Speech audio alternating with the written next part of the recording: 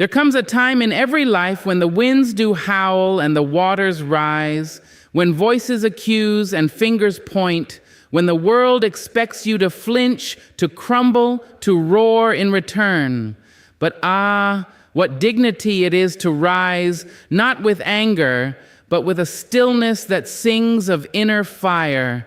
This is not a lesson in hiding, no. It is a dance of discipline, a grace note of the soul. To learn to act as if nothing bothers you is to choose your peace over petty wars.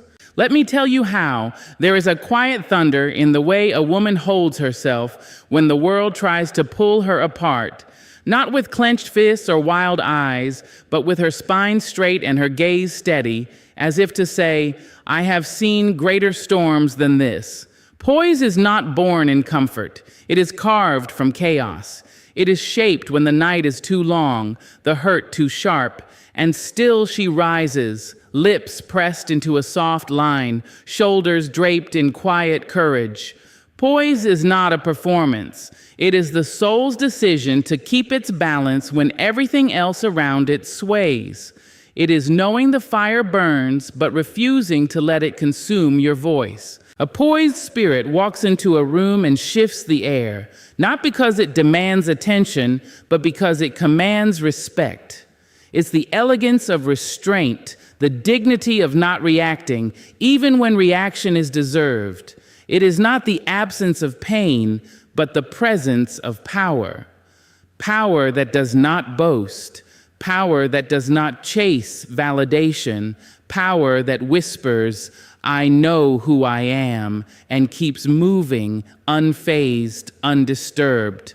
There is a kind of beauty that cannot be taught in mirrors or bought in silk. It is the beauty of the unshaken, the woman who holds her tongue not out of fear, but out of wisdom, the man who does not flinch when insulted, not because he lacks pride, but because his pride is too full to be threatened by noise. Poise is a language the spirit speaks fluently once it has been betrayed, belittled, broken, and yet still chooses peace over performance. It is in the way you carry your sorrow with symmetry, the way you take disappointment by the hand and teach it how to dance without bitterness.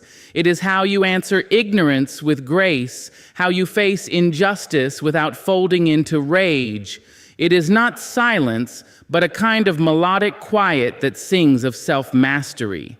It is being soft without surrendering. It is being still without becoming stuck. Poise is a holy refusal. A refusal to be rushed, rattled, or ruined by things that don't reach your soul. It's the kind of posture you earn through pain, through patience, through picking yourself up time and again with elegance, never allowing the world to dictate the rhythm of your breath or the dignity in your walk. To rule over one's emotions is not to deny them, child. It is to name them without becoming them. It is to sit beside your anger like an old friend, to offer it tea and listen, but not to let it drive the chariot of your day.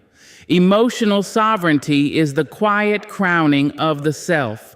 It is the reclamation of your inner throne where no one else, no lover, no stranger, no storm holds the keys to your peace. You see, people will come and people will go. They will toss their moods like stones at your joy.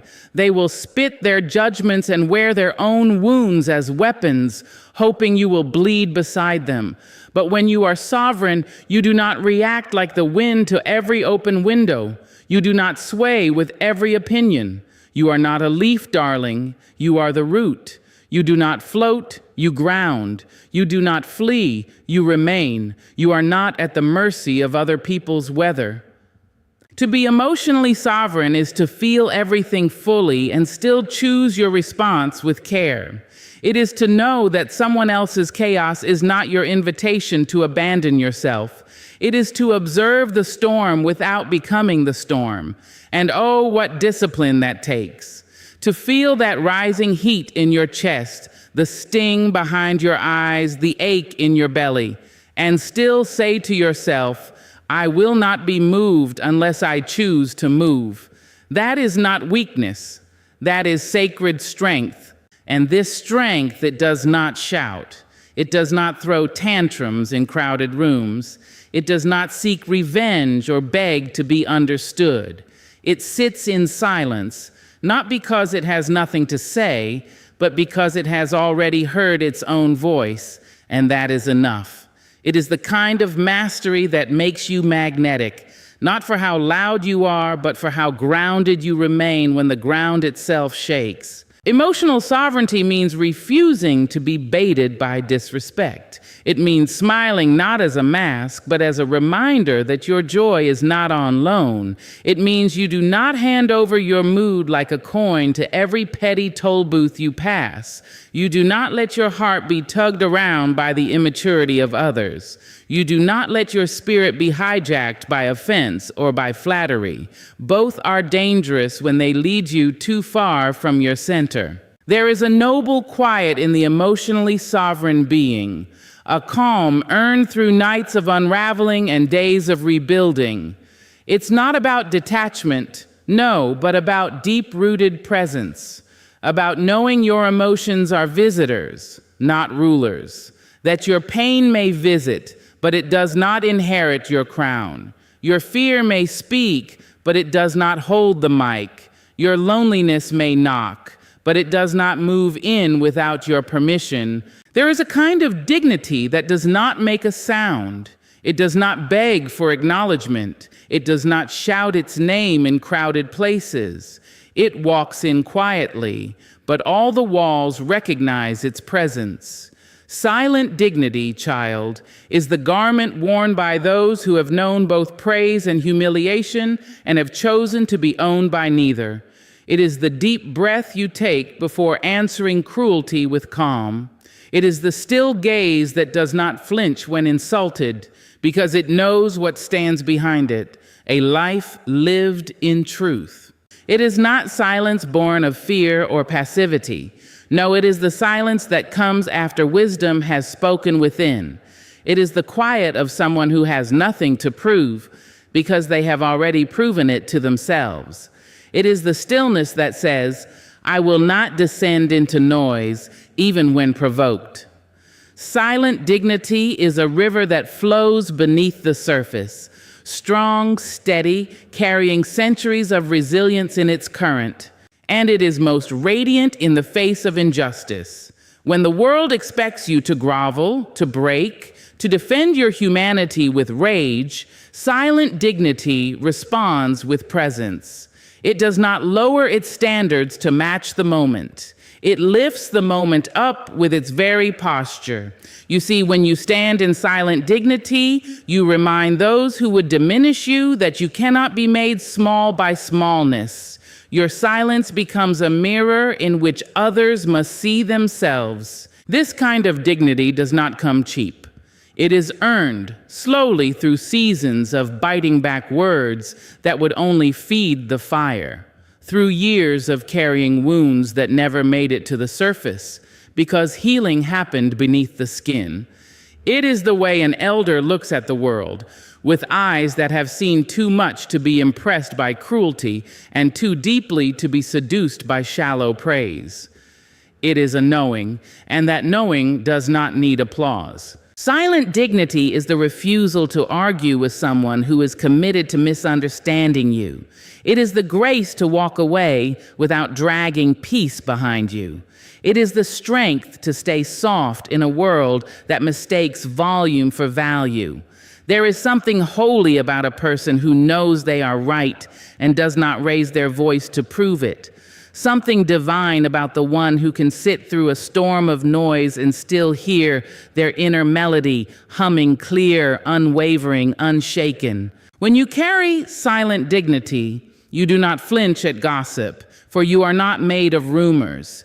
You do not crumble at slander, for your worth was never built in other people's mouths.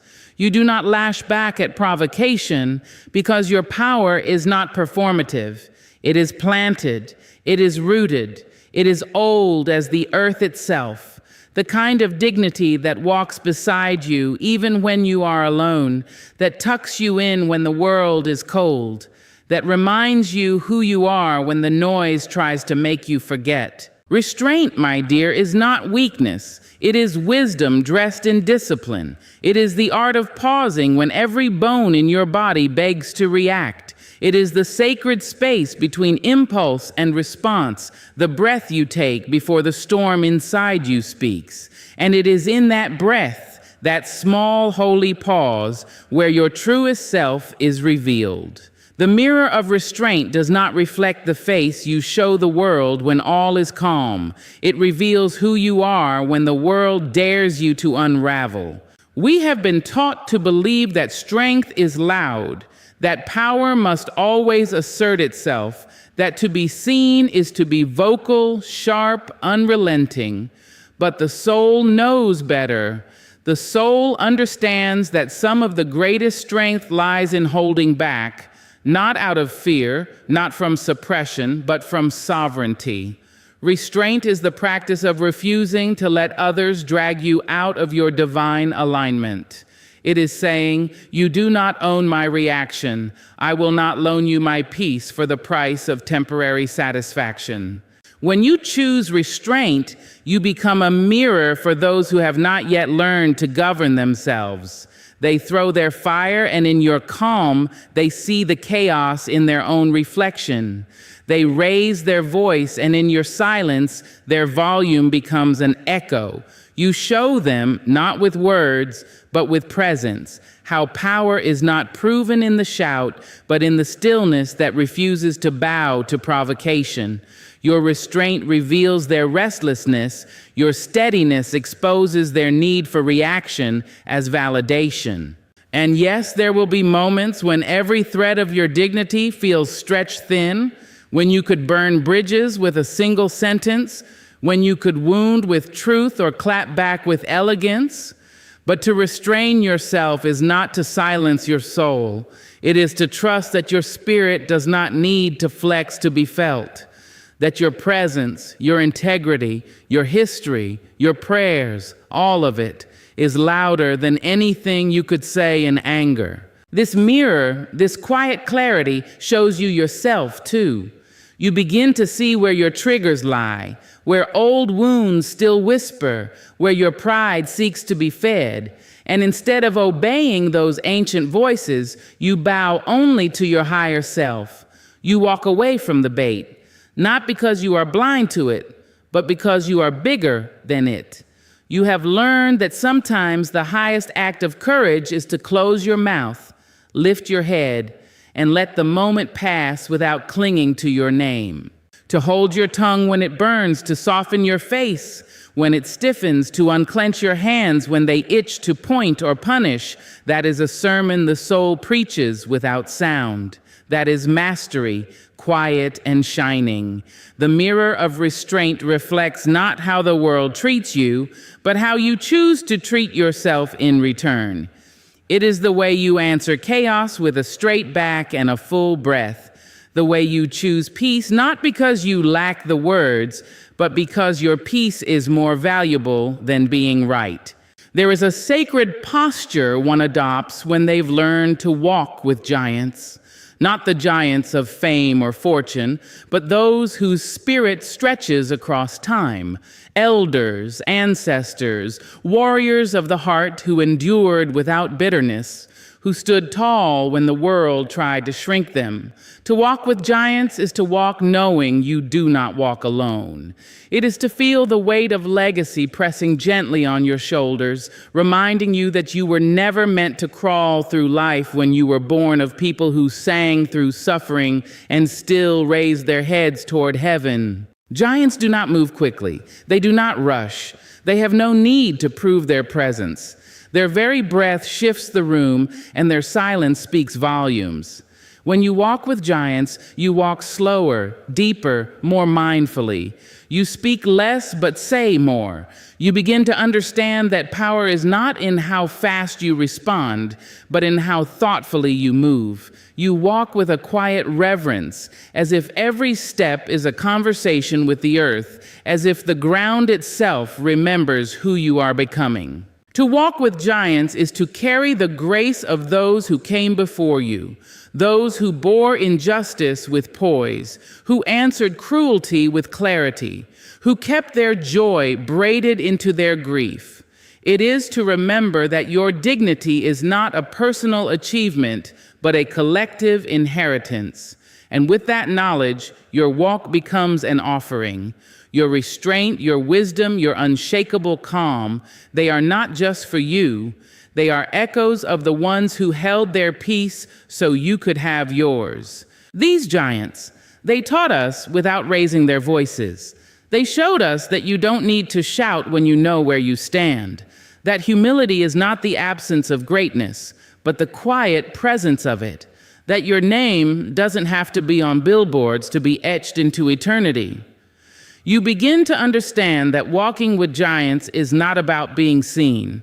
It's about being aligned with truth, aligned with justice, aligned with the deep, slow rhythm of your soul. And when the world tries to pull you down into smallness, when it tries to bait you into bitterness or hustle you into haste, you remember your place among the giants.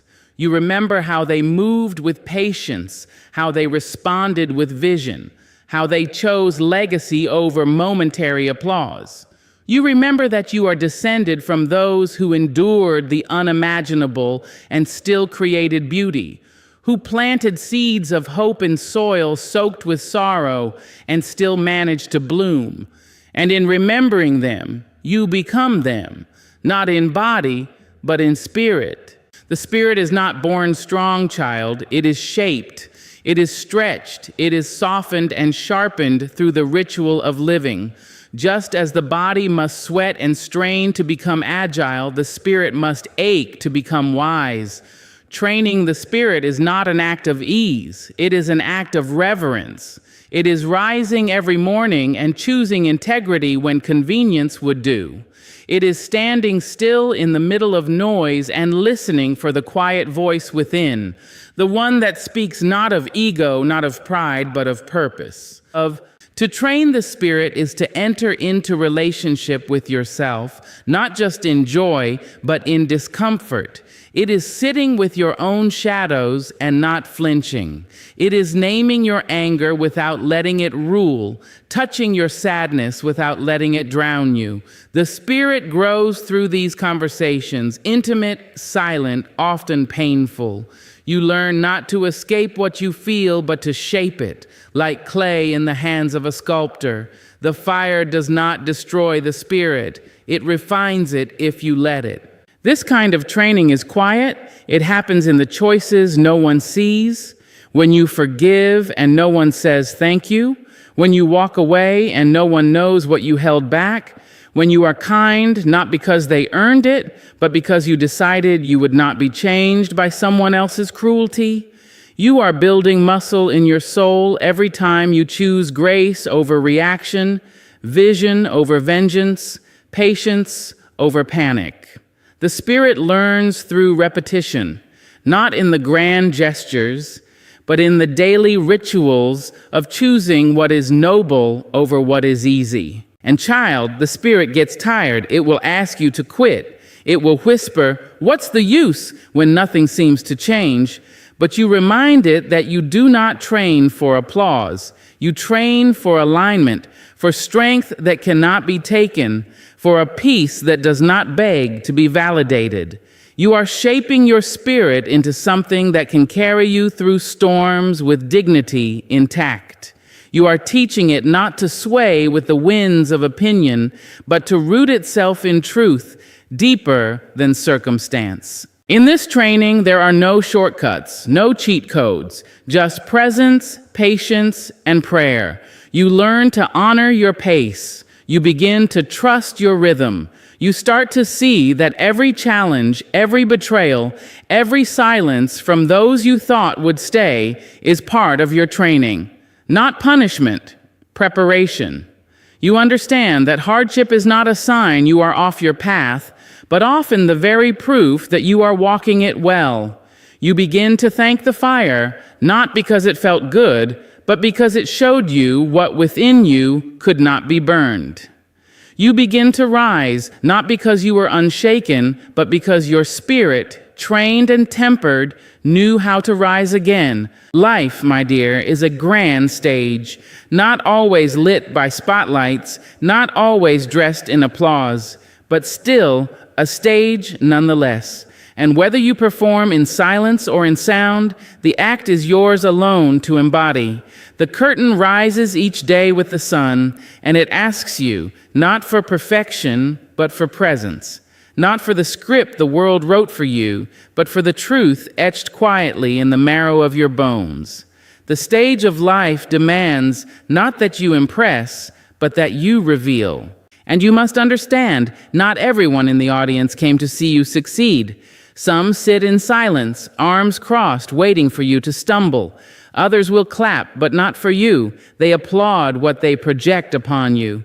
And still, there are those few who see your soul beneath the costume, who nod at your courage even when your voice trembles. But your performance, your becoming, your dance through light and shadow is not for them. It is for the divine director who placed the breath in your lungs and whispered, "Now go, live." The stage is not always kind. There will be scenes where betrayal takes center stage, where grief steals the spotlight, where failure stutters across your lines, and still you must show up with trembling hands, with a spirit worn thin from rehearsals you never asked for. You must show up.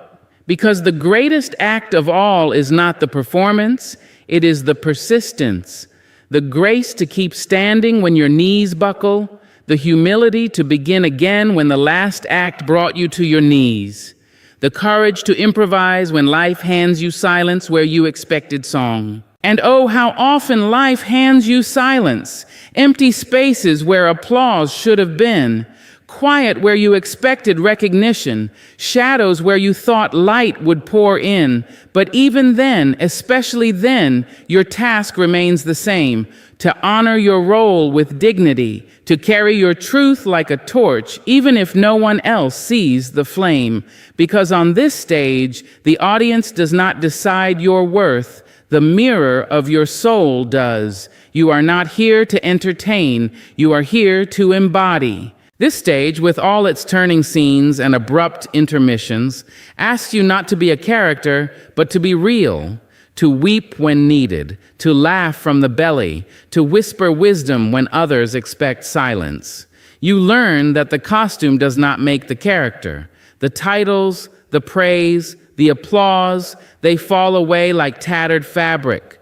What remains is your essence, your resilience, your choice to act with compassion when cruelty cues its lines, your choice to hold the scene when the script goes blank, your choice to honor the divine story being written through you, line by sacred line. There is a strength, child, that does not come from motion.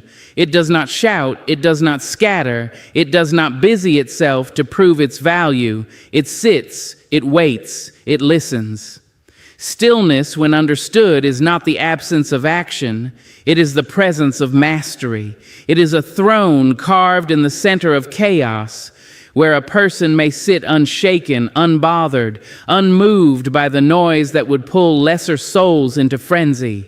Stillness is not what the world taught you to admire, but it is what the soul has always known to seek. We live in a time that worships the hustle, the sprint, the endless grasping. But stillness says, I already am. I do not chase because I am not lacking. I do not hurry because I trust the timing of the divine. To be still is not to be idle. It is to be in alignment. When you are still, you can hear the truth behind the words, feel the wind beneath the noise, sense the whisper of your own intuition rising like a tide. Stillness is the space where the spirit stretches, where wisdom finds its voice and speaks not to impress, but to illuminate. And it takes a seasoned soul to be still when provoked. When the world jabs at your dignity, when chaos spins around your feet, when voices rise like storms trying to rattle your calm, stillness is a protest, a sacred defiance. It says, you will not move me from my peace. That kind of stillness is power of the oldest kind, the kind that mothers passed down in their silences, in the way they kept their back straight and their eyes soft, even as the world tried to bend them. It is the kind of power that does not depend on dominance, but on discernment. To rest in stillness is to trust in what does not need to be rushed. It is to recognize that urgency is often the enemy of clarity. In stillness, the fog clears. In stillness, you remember who you are when nothing is pulling at you, when there is no need to perform or persuade. And oh, what a mighty thing it is to know yourself in quiet, to return to your breath like it is a prayer, to sit in the presence of your own being and know that you are enough, not because you achieved, but because you simply are. Stillness is a mirror. It shows you what flutters needlessly inside, what habits try to fill the silence, what fears scurry through the mind when nothing distracts them. And yet instead of running, you remain. You let the silence do its work. You let the quiet undo what noise has built. You learn that stillness is not the pause before power. It is power, the soft kind, the deep kind, the kind that moves mountains not by force, but by being unmoved, the kind that changes the room by entering it, not by dominating it, the kind that comes not from doing, but from knowing, from remembering, from simply being rooted so deeply that no wind can shake you.